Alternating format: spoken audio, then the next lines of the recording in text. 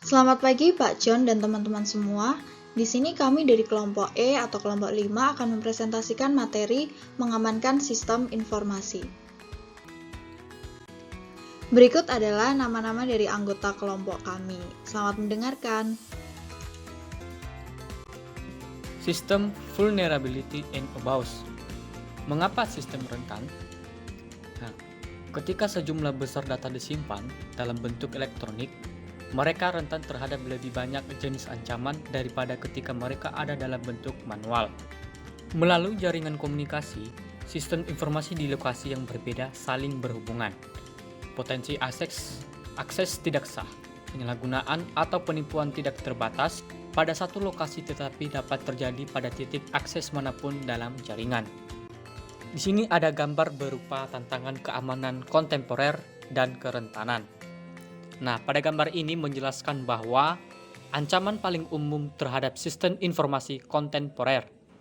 Mereka dapat berasal dari faktor teknis, organisasi, dan lingkungan yang diperarah oleh keputusan manajemen yang buruk. Nah, dalam lingkungan komputasi, klien atau server multi-tingkat yang diilustrasikan di dalam gambar ini, kerentanan ada di setiap lapisan dan dalam komunikasi antar lapisan. Pengguna lapisan klien dapat menyebabkan kerusakan dengan memperkenalkan kesalahan atau dengan mengakses sistem tanpa otorisasi. Dimungkinkan untuk mengakses data yang mengalir melalui jaringan, mencuri data berharga selama transmisi, atau mengubah pesan tanpa otorisasi. Radiasi dapat mengganggu jaringan di berbagai titik juga. Penyusup dapat meluncurkan serangan penolakan layanan atau perangkat lunak berbahaya untuk mengganggu pengoperasian sistem swap. Nah, di sini mereka mampu menembus sistem perusahaan yang dapat menghancurkan atau mengubah perusahaan data yang disimpan dalam bentuk database atau file.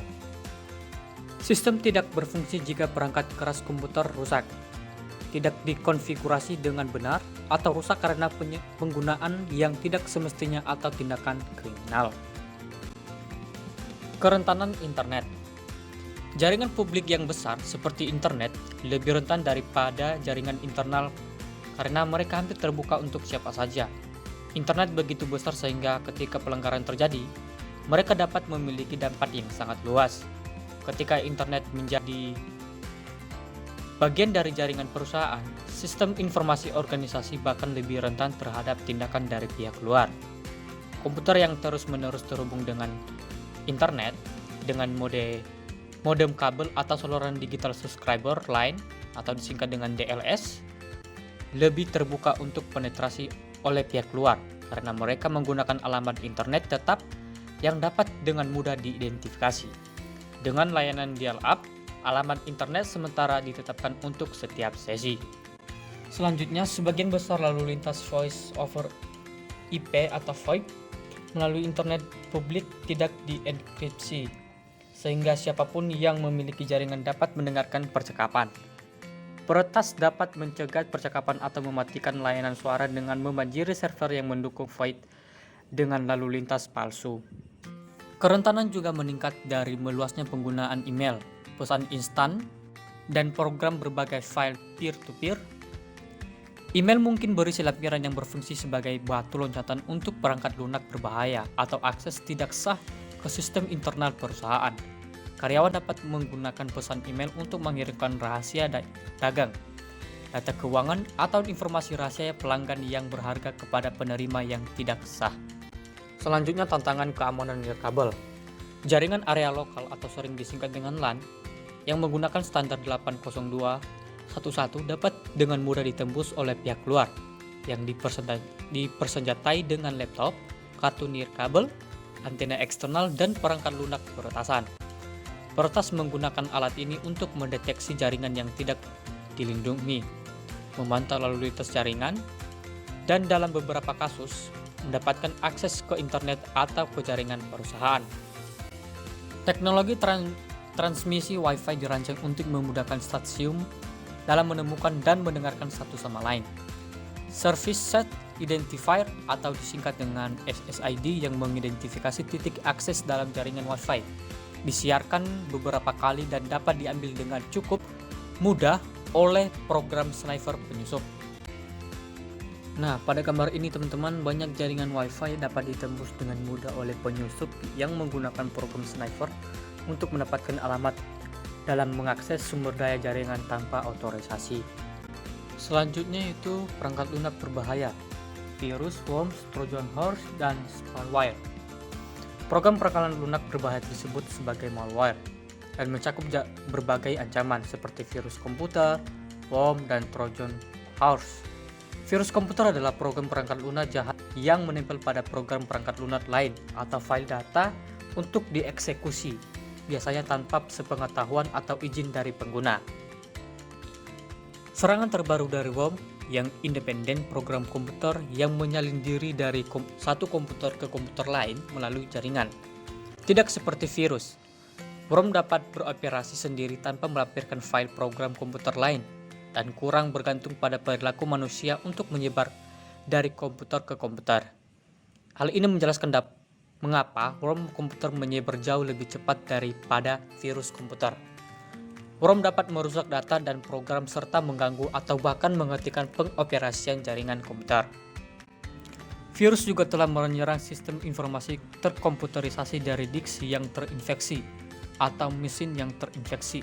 Yang paling umum saat ini adalah unduhan drive-by yang terdiri dari malware yang datang dengan file unduhan yang diminta oleh pengguna secara sengaja atau tidak sengaja.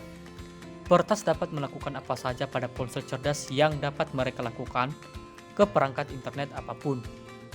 Meminta file berbahaya tanpa campur tangan pengguna, menghapus file, mengirimkan file, menginstal program yang berjalan di latar belakang untuk memantau tindakan pengguna, dan berpotensi mengubah ponsel cerdas menjadi robot di sebuah botnet untuk mengirimkan email dan pesan teks kepada siapapun. Malware yang menargetkan perangkat seluler belum seluas yang menargetkan komputer yang lebih besar, tetapi tetap menyebar menggunakan email, pesan teks, Bluetooth, dan unduhan file dari web melalui Wi-Fi atau jaringan seluler. Nah, di sini ada perusahaan McAfee yang menemukan lebih dari 13.000 jenis malware yang berbeda yang dapat menargetkan perangkat seluler pada tahun 2012 dibandingkan dengan kurang dari 2.000 pada tahun 2011. Dengan hampir semua serangan menargetkan perangkat yang menggunakan sistem operasi Google Android. Virus perangkat seluler menimbulkan ancaman serius bagi komputasi perusahaan. Karena begitu, banyak perangkat nirkabel sekarang yang dapat terhubung ke sistem informasi perusahaan. Selanjutnya, contoh kode yang berbahaya. Contoh yang pertama yaitu configure. Nah, jenis tipe atau virus ini yaitu worm. Nah, virus ini pertama kali terdeteksi pada bulan November 2008 dan dapat dikatakan masih wajar atau masih lazim. Virus ini menggunakan kelemahan dalam perangkat lunak Windows untuk mengambil alih mesin dan menghubungkannya ke komputer virtual yang dapat diperintahkan dari jarak jauh. Memiliki lebih dari 5 juta komputer di seluruh dunia di bawah kendalinya. Nah, jenis virus ini sulit sekali untuk dapat diberantas oleh pengguna. Trojan horse adalah program perangkat lunak yang tampaknya tidak berbahaya, tetapi kemudian melakukan sesuatu yang lain dari yang diharapkan. Trojan horse sendiri bukanlah virus karena tidak mereplikasi, tapi seringkali merupakan cara virus atau kode berbahaya lainnya untuk dimasukkan ke dalam sistem komputer. Beberapa jenis spyware juga bertindak sebagai perangkat lunak berbahaya. Program-program kecil ini menginstal sendiri secara diam-diam di komputer untuk memantau aktivitas penjelajahan web pengguna dan menayangkan iklan. Ribuan bentuk spyware telah didokumentasikan. Hacker and computer crime. Hacker atau peretas adalah individu yang berniat untuk mendapatkan akses tidak sah ke sistem komputer. Dalam komunitas peretasan, cracker adalah peretas dengan niat kriminal. Istilah hacker dan cracker mendapatkan akses tidak sah dengan menemukan kelemahan dalam perlindungan keamanan yang digunakan oleh situs web dan sistem komputer. Mereka seringkali memanfaatkan berbagai fitur internet yang menjadikannya sistem terbuka dan mudah digunakan. Aktivitas dari hacker adalah penyusupan sistem, pencurian barang dan informasi, kerusakan sistem dan cyber vandalisme, gangguan yang disengaja, perusakan sistem web atau sistem informasi perusahaan. Spoofing and skimming. Hacker berusaha menyembunyikan identitas asli mereka dengan menggunakan alamat email palsu dan menyamar sebagai orang lain. Spoofing adalah cara untuk mengecoh dan menjerumuskan para pengguna internet dengan cara menyembunyikan web aslinya atau meniru web yang mirip dengan aslinya. Hacker akan mengarahkan pelanggan ke situs web palsu yang terlihat hampir mirip dengan web asli, lalu mengumpulkan dan memproses pesanan dan kemudian mencuri bisnis serta informasi sensitif pelanggan dari situs web. Sniffer adalah semacam program untuk mendengarkan atau menyadap yang dipergunakan untuk mengawasi informasi yang mengalir di sebuah jaringan. Ketika digunakan secara sah, sniffer membantu mengidentifikasi potensi titik lemah jaringan atau aktivitas kriminal di jaringan. Namun, ketika digunakan untuk tujuan kriminal, mereka dapat merusak dan sulit dideteksi. Denial of service attacks. Denial of service attack, serangan hacker yang memenuhi server jaringan atau server web dan mengambil berbagai macam informasi atau data yang sangat banyak dengan tujuan untuk merusak atau melumpuhkan jaringan. Distributed denial of service attack adalah menggunakan banyak komputer untuk membanjiri jaringan dari berbagai titik peluncuran. Contohnya adalah beberapa jam setelah Departemen Kehakiman Amerika Serikat menutup berbagai file media upload pada 19 Januari 2012, kumpulan hacker anonim meluncurkan DDoS attack terhadap situs web industri federal dan hiburan, situs web milik FBI, Departemen Kehakiman Amerika Serikat, Kantor Hak Cipta Amerika Serikat, Universal Music, Asosiasi Industri Rekaman Amerika, dan Motion Picture Association of America dinonaktifkan sementara waktu. Dampaknya adalah ditutupnya situs web resmi, kesulitan akses oleh pengguna yang sah, dan memakan biaya yang cukup banyak bagi perusahaan untuk memulihkan situs web. Hacker membuat botnet dengan menginfeksi komputer orang lain dengan malware bot yang membuka pintu belakang di mana penyerang dapat memberi instruksi. Botnet itu adalah sekelompok komputer yang tanpa disadari telah terinfeksi virus, sehingga segalanya dengan mudah dikendalikan orang lain yang bertujuan untuk melakukan pengambilan data, penerobosan keamanan, menerobos akses kemana saja, hingga melakukan penipuan atau melakukan segala hal yang merugikan. Contohnya adalah botnet Gram yang pernah menjadi terbesar ketiga di dunia botnet. Dilaporkan bertanggung jawab atas 8% lalu lintas spam di seluruh dunia. 1 titik Gram telah menginfeksi dan mengendalikan 560.000 sampai 840.000 komputer. Computer crime. Computer crime pada tabel 8.2 disajikan contoh dari kejahatan komputer. Ada 2 jenis, yang pertama itu adalah komputer sebagai target kejahatan, lalu yang kedua komputer sebagai instrumen kejahatan. Dapat dilihat contohnya pada tabel berikut. Identity theft. Identity theft adalah pencurian identitas, yaitu menggunakan identitas lain tanpa persetujuan pemiliknya, seperti nama, alamat, KTP, kartu jaminan sosial, dan identitas lainnya yang menghasilkan keuntungan pribadi. Informasi tersebut dapat digunakan untuk mendapatkan kredit, barang dagangan, atau layanan atas nama korban untuk memberikan identitas palsu kepada pencuri.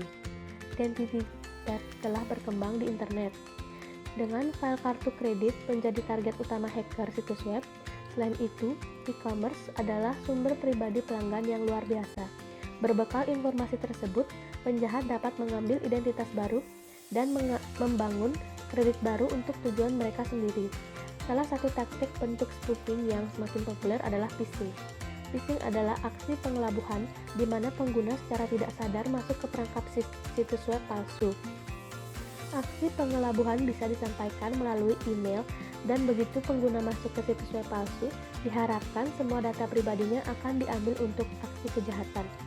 Dalam bentuk phishing yang lebih bertarget, yang disebut spear phishing, pesan tampaknya berasal dari sumber terpercaya, seperti individu di dalam perusahaan atau teman.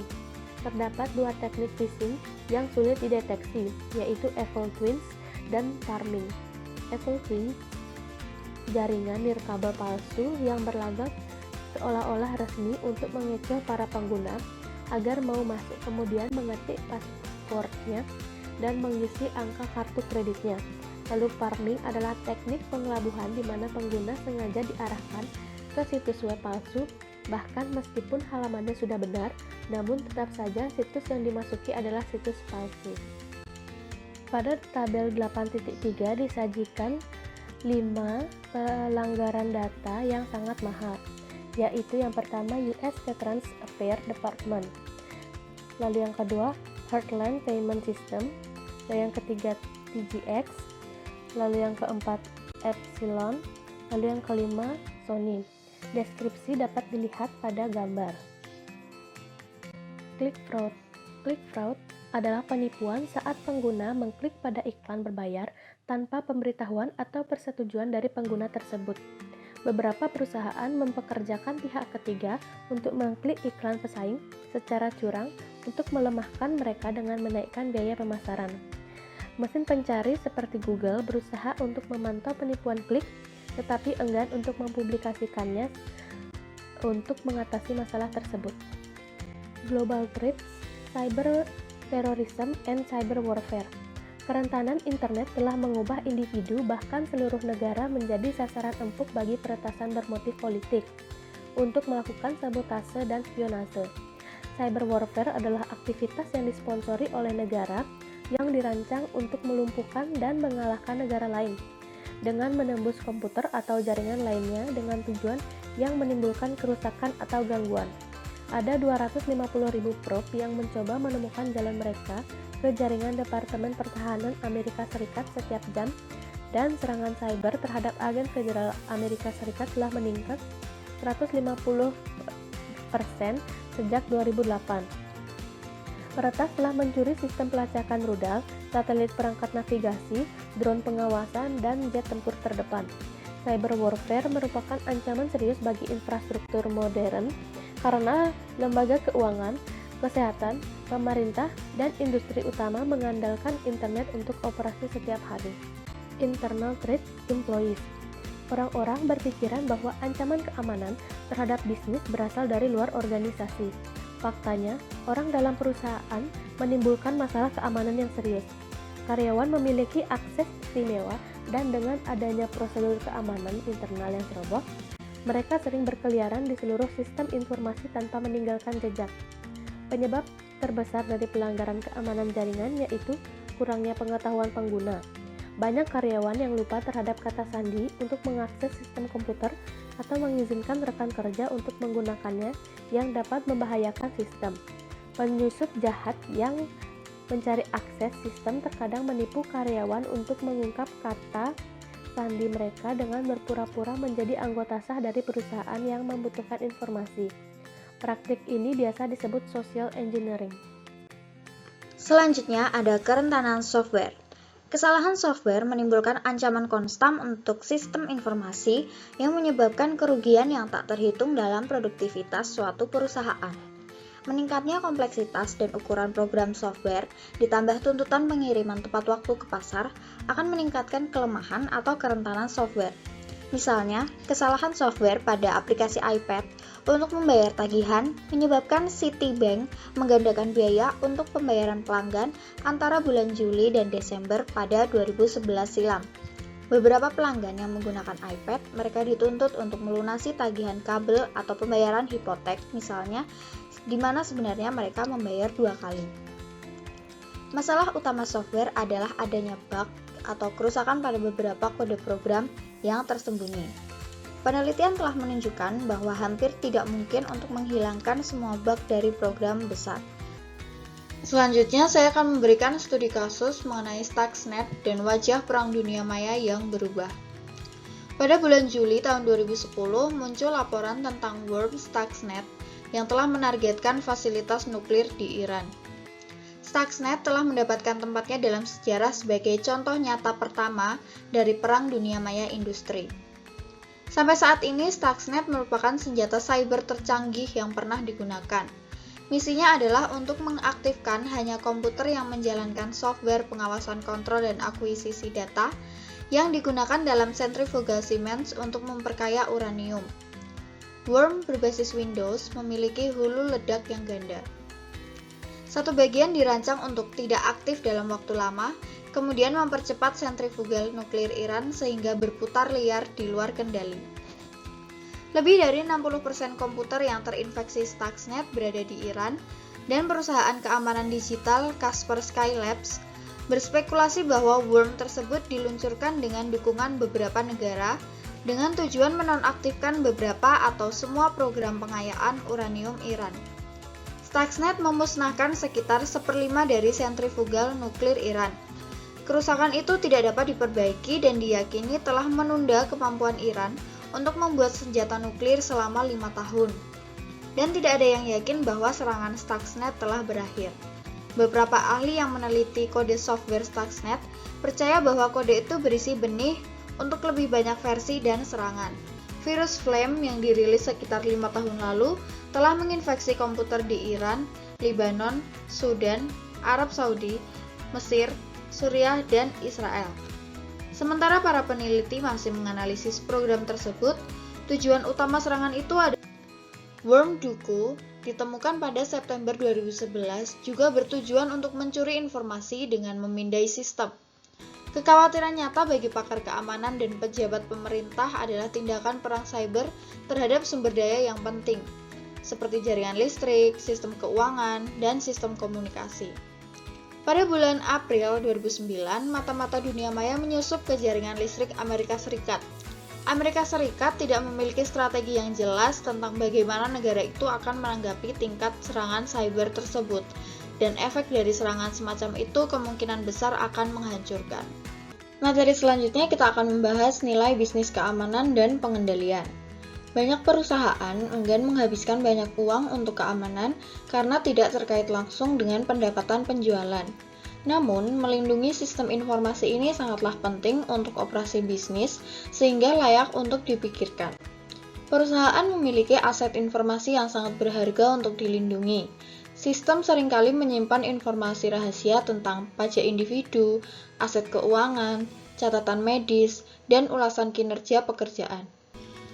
Beberapa ahli percaya bahwa 40% dari semua bisnis tidak akan pulih dari kehilangan aplikasi atau data yang tidak diperbaiki dalam waktu 3 hari. Keamanan dan kontrol yang tidak memadai dapat mengakibatkan tanggung jawab hukum yang serius. Bisnis harus melindungi tidak hanya aset informasi mereka sendiri, tetapi juga aset pelanggan, karyawan, dan juga mitra bisnis. Kegagalan untuk melakukannya dapat membuka perusahaan untuk litigasi mahal untuk eksposur data atau pencurian. Selanjutnya, persyaratan hukum dan peraturan pengelolaan data elektronik. Peraturan pemerintah Amerika Serikat baru-baru ini memaksa perusahaan untuk mengambil keamanan dan kontrol lebih serius dengan mengamanatkan perlindungan data dari penyalahgunaan, paparan, dan akses yang tidak sah. Perusahaan menghadapi kewajiban hukum baru untuk penyimpanan catatan elektronik serta untuk perlindungan privasi. Yang pertama, untuk perusahaan kesehatan harus mematuhi Health Insurance Portability and Accountability Act tahun 1996 atau dengan bahasa Indonesianya Undang-Undang Portabilitas dan Akuntabilitas Asuransi Kesehatan. Undang-undang ini menguraikan aturan dan prosedur keamanan dan privasi medis untuk menyederhanakan administrasi perawatan kesehatan dan mengotomatiskan transfer data perawatan kesehatan antara penyedia layanan kesehatan, pembayar, dan perencana. Kemudian, untuk perusahaan jasa keuangan harus mematuhi Undang-Undang Modernisasi Jasa Keuangan tahun 1999 atau yang lebih dikenal sebagai Undang-Undang Gramm-Leach-Bliley. Undang-undang ini mewajibkan lembaga keuangan untuk menjamin keamanan dan kerahasiaan data nasabah. Selanjutnya, untuk perusahaan publik harus mematuhi reformasi akuntansi perusahaan publik dan Undang-Undang Perlindungan Investor pada tahun 2002 atau lebih dikenal sebagai Sarbanes-Oxley Act. Undang-undang ini dirancang untuk melindungi investor setelah skandal keuangan di Enron, WorldCom, dan perusahaan publik lainnya. Selanjutnya, bukti elektronik dan forensik komputer. Keamanan, kontrol, dan manajemen arsip elektronik menjadi penting untuk menanggapi tindakan hukum. Banyak bukti untuk penipuan saham, penggelapan, pencurian rahasia dagang perusahaan, kejahatan komputer, dan banyak kasus perdata dalam bentuk digital. Selain informasi dari halaman yang dicetak atau diketik, kasus hukum saat ini semakin bergantung pada bukti yang dipresentasikan sebagai data digital yang disimpan pada peringkat penyimpanan komputer. Forensik komputer sendiri merupakan pengumpulan ilmiah, pemeriksaan, autentikasi, pelestarian, dan analisis data yang disimpan atau diambil dari media penyimpanan komputer sedemikian rupa sehingga informasi tersebut dapat digunakan sebagai bukti di pengadilan. Information System Control dibagi atas dua sifat, yaitu sifat manual dan otomatis, yaitu sebagai pengendalian umum dan aplikasi pengendalian umum atau kontrol umum. Pengendalian umum bertugas dalam mengatur desain, keamanan, dan penggunaan program komputer dan keamanan file data secara umum di seluruh infrastruktur teknologi informasi dan komunikasi. Yang berikut kontrol umum. Kontrol umum berlaku untuk semua aplikasi terkomputerisasi dan terdiri dari kombinasi perangkat keras, perangkat lunak, dan prosedur manual yang menciptakan keseluruhan lingkungan kontrol. Yang berikut, kontrol umum meliputi berbagai kontrol lainnya. Yang pertama adalah kontrol perangkat lunak. Bertugas untuk memantau penggunaan perangkat lunak, sistem, dan mencegah akses tidak sah dari program perangkat lunak, sistem perangkat lunak, dan juga program komputer. Yang kedua, kontrol perangkat keras fisik, yang bertugas untuk memastikan perangkat keras komputer aman secara fisik dari kerusakan peralatan lainnya. Yang ketiga ialah kontrol operasi komputer, yang bertugas mengawasi pekerjaan departemen komputer untuk memastikan bahwa prosedur yang diprogramkan secara konsisten dan diterapkan dengan benar pada penyimpanan dan pemrosesan data. Yang keempat yaitu kontrol keamanan data, yang bertugas memastikan bahwa file data bisnis yang berharga pada disk atau tape tidak tunduk pada akses yang tidak sah, perubahan atau pemusnahan saat digunakan atau disimpan. Yang kelima, kontrol atas implementasi proses sistem. Audit proses pengembangan sistem di berbagai titik untuk memastikan bahwa proses dikendalikan dengan benar dan dikelola. Dan yang terakhir adalah kontrol administratif, yaitu menginformasikan standar, aturan, prosedur, dan disiplin pengendalian untuk memastikan bahwa organisasi umum dan kontrol aplikasi dijalankan dan ditegakkan dengan benar. Berikut, aplikasi kontrol. Aplikasi kontrol atau kontrol aplikasi adalah kontrol khusus yang unik untuk setiap aplikasi yang terkomputerisasi seperti penggajian atau pemrosesan pesanan ataupun keduanya. Prosedur otomatis dan manual yang memastikan bahwa hanya data yang diotoritas dan diproses secara lengkap serta akurat oleh aplikasi tersebut. Dalam hal ini aplikasi kontrol dapat diklarifikasikan sebagai berikut. Yang pertama, kontrol input. Yang kedua, kontrol pemrosesan, dan yang ketiga, kontrol keluaran. Kontrol input berguna untuk memeriksa keakuratan dan kelengkapan data saat mereka memasuki sistem. Yang kedua yaitu kontrol pemrosesan yang berguna untuk menetapkan bahwa data lengkap dan akurat selama pemutakhiran.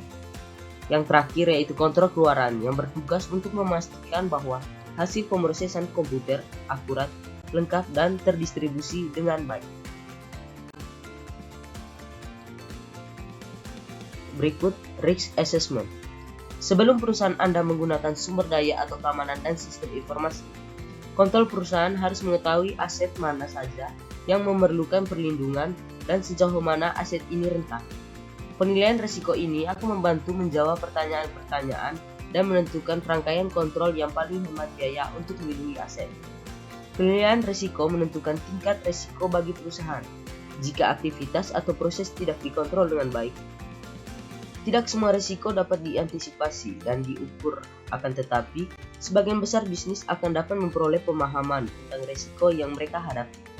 Manajer bisnis yang bekerja dengan informasi spesialis sistem harus bisa mencoba menentukan nilai aset informasi, titik kerentanan, kemungkinan frekuensi masalah, dan potensi untuk kerusakan. Berikut ini adalah contoh tabel penilaian risiko.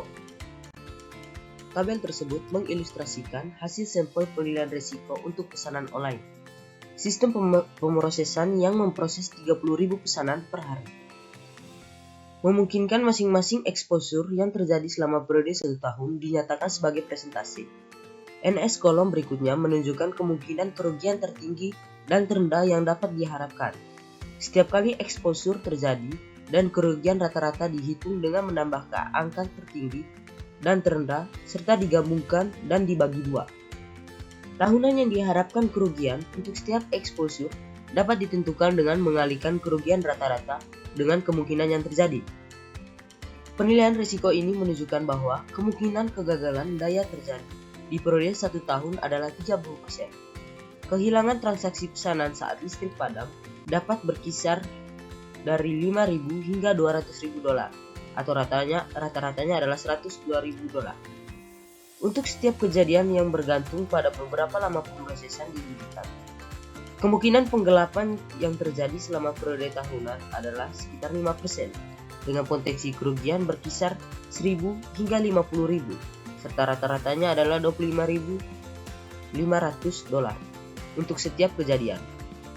Nah, kesalahan penggunaan memiliki kemungkinan 98% terjadi selama periode tahunan, dengan kerugian berkisar dari 200 hingga 40.000 dolar, dan rata-ratanya adalah 20.100 dolar untuk setiap kejadiannya.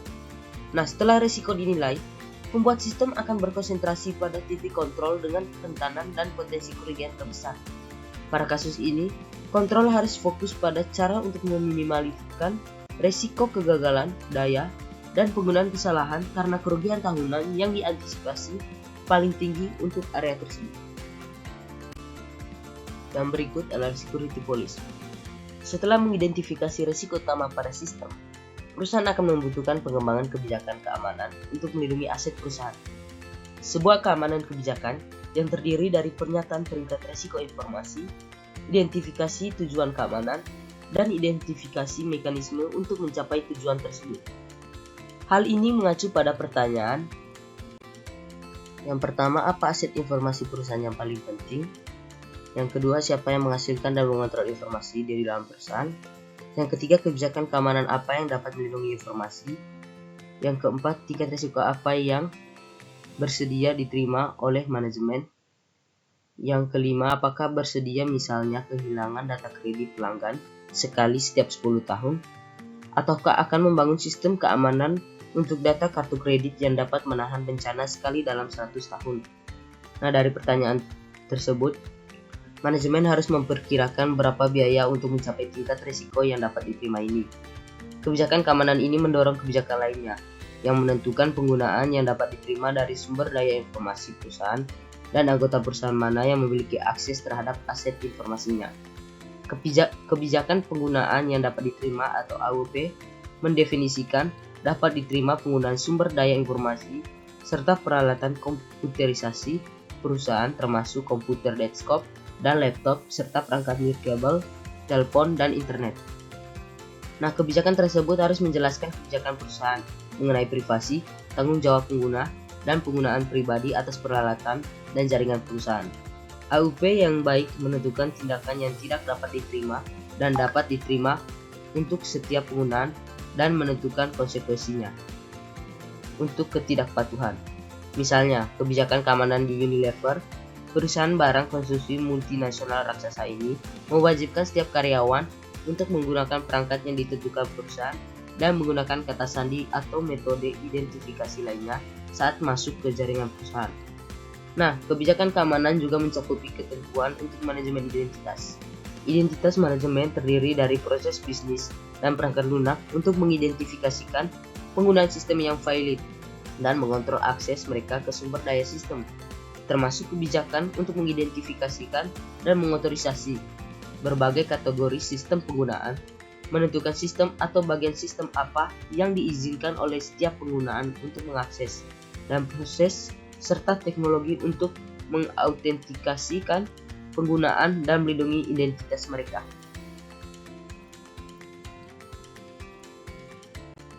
Gambar ini merupakan salah satu contoh bagaimana Sistem manajemen identitas memungkinkan menangkap aturan akses untuk berbagai tingkat penggunaan dari sumber daya manusia. Nah, fungsi ini menentukan bagian mana dari database sumber daya manusia setiap penggunaan diizinkan untuk mengakses berdasarkan informasi yang diperlukan untuk melakukan pekerjaan. Basis data berisi informasi pribadi yang sensitif seperti gaji, tunjangan, dan riwayat kesehatan. Aturan akses yang diilustrasikan di sini adalah untuk 2 set penggunaan. Satu set penggunaan terdiri dari semua karyawan yang melakukan fungsi clerical, seperti memasukkan data pegawai ke dalam sistem. Semua individu yang dengan tipe profil ini dapat memperbarui sistem, tapi tidak dapat membaca atau memperbarui bidang sensitif, seperti gaji, riwayat kesehatan, atau data penghasilan. Profil lain yang berlaku untuk manajer divisi, yang tidak dapat memperbarui sistem, tetapi dapat membaca semua karyawan bidang data untuk divisinya, termasuk riwayat kesehatan dan gaji. Berikut adalah Disaster Recovery Planning and Business Continuity Planning. Pertama, Disaster Recovery Planning.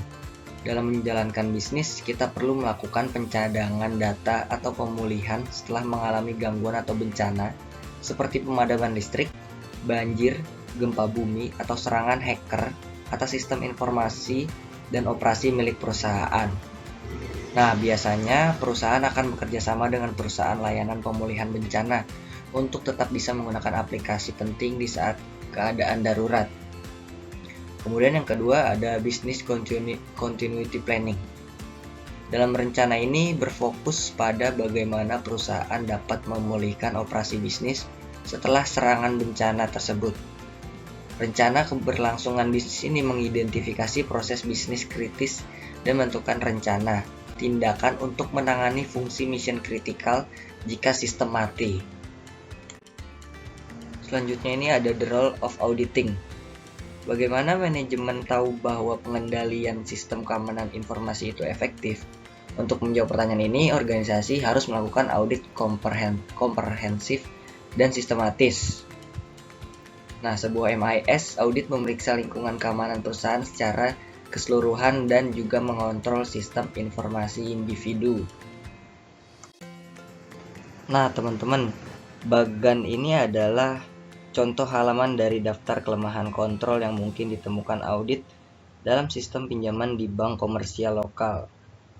Formulir ini membantu para auditor mencatat dan mengevaluasi kelemahan kontrol dan menunjukkan hasil dari membahas kelemahan itu dengan manajemen, serta tindakan perbaikan apapun yang dapat diambil oleh manajemen. Oke, yang berikutnya yaitu Identity Management. Ini merupakan alat dalam proses bisnis beserta perangkat lunaknya yang dapat mengidentifikasi para pengguna dan mengendalikan mereka saat mengakses ke sistem. Jadi, di setiap perusahaan memiliki sistem masing-masing dengan perangkat yang berbeda-beda. Perangkat lunak Identity Management ini dapat secara otomatis melacak semua pengguna dan sistem privilege mereka, serta dapat menetapkan pengguna identitas digital yang unik untuk mengakses setiap sistem. Ini juga mencakup alat-alat untuk mengotentikasikan pengguna, melindungi identitas pengguna, dan mengendalikan akses ke sumber daya sistem. Nah, dalam sistem ini kita harus melalui proses authentication atau diautentikasi. Autentikasi ini bertujuan untuk mengetahui siapa penggunanya. Biasanya itu menggunakan password. Biasanya autentikasi diterapkan dengan menggunakan password atau kata sandi. Berikutnya ada token, merupakan alat fisik mirip dengan kartu identitas yang dirancang untuk membuktikan identitas pengguna tunggal. Selanjutnya itu ada smart card, sebuah alat seukuran kartu kredit yang berisi sebuah chip format FIT dan data lainnya, atau alat ini juga digunakan dalam sistem pembayaran elektronik.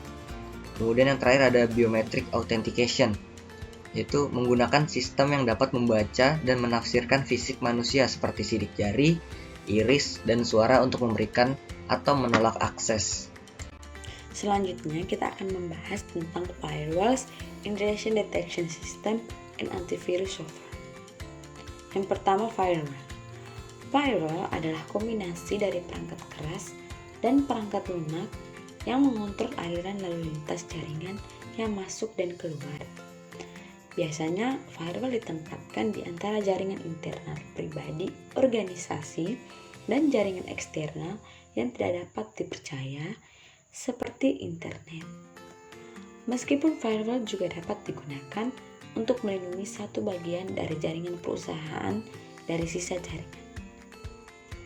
Firewall mengidentifikasi nama, IP alamat, aplikasi, dan karakteristik lain dari lalu lintas masuk.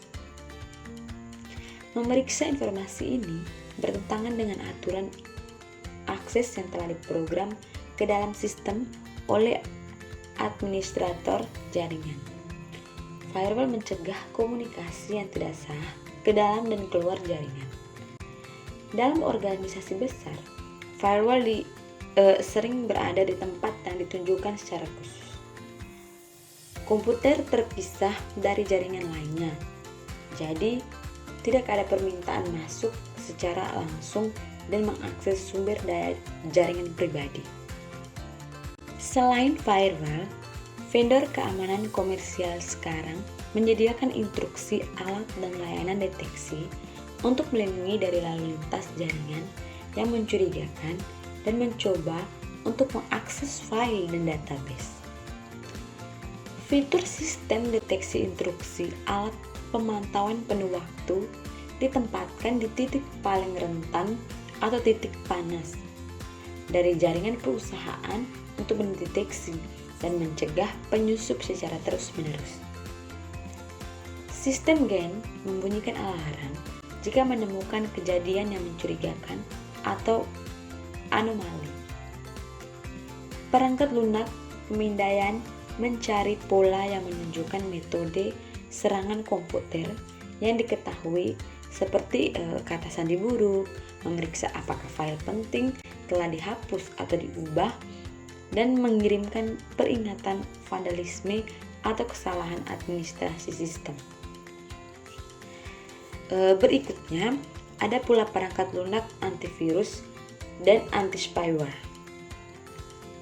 Perangkat lunak antivirus mencegah, mendeteksi, dan menghapus malware termasuk virus komputer, worm komputer, Trojan horse, spyware, dan adware. Namun, sebagian besar perangkat lunak antivirus adalah efektif hanya terhadap malware yang sudah diketahui ketika perangkat lunak itu ditulis. Agar tetap efektif, perangkat lunak antivirus harus terus diperbarui. Sistem manajemen ancaman terpadu untuk membantu bisnis mengurangi biaya yang meningkatkan pengelolaan, vendor keamanan telah digabungkan menjadi satu alat tunggal berbagai alat keamanan termasuk firewall, jaringan pribadi virtual, sistem deteksi intrusi, dan penyaringan konten web, dan perangkat lunak anti-spam.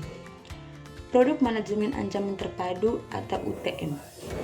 Meskipun awalnya ditujukan untuk usaha kecil dan menengah, produk UTM tersedia untuk semua ukuran jaringan. Vendor UTM terkemuka termasuk Crossband, Fortinet, dan Checkpoint, dan vendor jaringan seperti Cisco, Systems, dan Junior Jaringan menyediakan beberapa kemampuan UTM dalam peralatan mereka yang mengambil jaringan nirkabel. Standar keamanan awal yang dikembangkan untuk Wi-Fi disebut setara berkabel privasi atau WEP. Tidak terlalu efektif karena kunci enskripsinya relatif mudah retak. Web memberikan beberapa margin keamanan, namun jika menggunakan pengingat untuk mengaktifkannya. Perusahaan dapat lebih meningkatkan keamanan Wi-Fi dengan menggunakannya dalam hubungan dengan teknologi jaringan pribadi virtual atau VPN saat mengakses data internet perusahaan. Enskripsi dan infrastruktur kunci publik. Enskripsi adalah proses mengubah teks biasa atau data menjadi teks sandi yang tidak dapat dibaca oleh siapapun selain pengirim dan penerima yang dituju. Ada dua metode untuk menginskripsi lalu lintas web, yaitu SSL dan TLS, dan juga SHTTP. Sertifikat digital adalah file data yang digunakan untuk menetapkan identitas pengguna dan aset elektronik untuk perlindungan transaksi online. Sebuah digital system sertifikat menggunakan pihak ketiga terpercaya yang dikenal sebagai otoritas sertifikat atau CA atau otoritas sertifikasi untuk memvalidasi identitas pengguna. Ensuring system availability. Karena perusahaan semakin bergantung pada jaringan digital untuk pendapatan dan operasi, mereka perlu mengambil langkah tambahan untuk memastikan bahwa sistem dan aplikasi mereka selalu tersedia. Perusahaan seperti perusahaan penerbangan dan jasa keuangan industri dengan aplikasi penting yang membutuhkan pemrosesan transaksi online. Dalam pemrosesan transaksi online, transaksi yang dimasukkan online segera diproses oleh komputer. Banyak perubahan menjadi database, pelaporan, dan permintaan informasi terjadi setiap saat.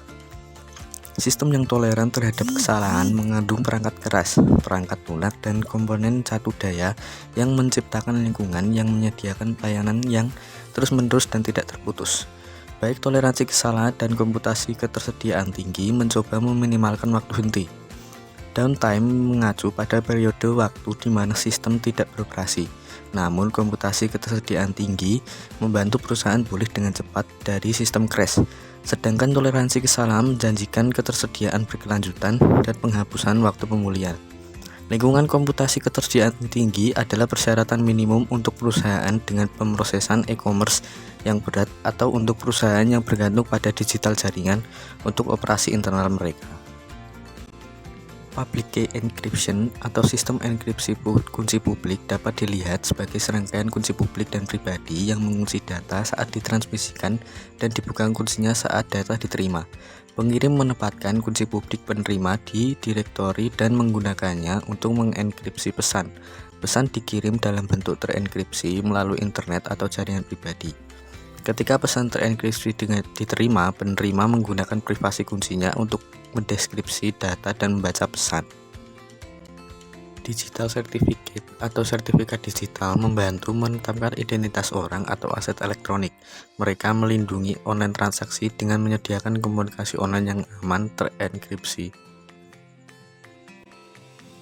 Controlling network traffic di packet inspection. Pernahkah Anda mencoba menggunakan jaringan kampus dan ternyata sangat lambat? Mungkin karena sama mahasiswa menggunakan jaringan untuk mengunduh musik atau menonton YouTube. Aplikasi yang memakan bandwidth seperti program berbagi file, layanan telepon internet, dan video online dapat menyumbat dan memperlambat jaringan perusahaan menurunkan kinerja. Misalnya Ball State University di Muncie, Indiana, mendapati jaringan yang melambat karena sebagian kecil dari siswa menggunakan program berbagi file P2P untuk mengunduh film dan musik. Sebuah teknologi yang disebut inspeksi paket mendalam atau DPI membantu memecahkan masalah ini. DPI memeriksa file data dan memilah materi online berprioritas rendah sambil menetapkan prioritas lebih tinggi ke file penting bisnis berdasarkan prioritas yang ditetapkan oleh operator jaringan. Selanjutnya ada security outsourcing. Banyak perusahaan, terutama perusahaan usaha kecil dan kekurangan sumber daya atau keahlian untuk menyediakan lingkungan komputasi ketersediaan tinggi yang aman sendiri. Mereka dapat mengalihdayakan banyak fungsi keamanan ke Managed Security Service Provider atau MSSP yang memantau aktivitas jaringan dan melakukan pengujian kerentanan dan deteksi intrusi. SecureWorks, grup solusi keamanan terkelola PT, dan Symantec adalah penyedia layanan MSSP terkemuka.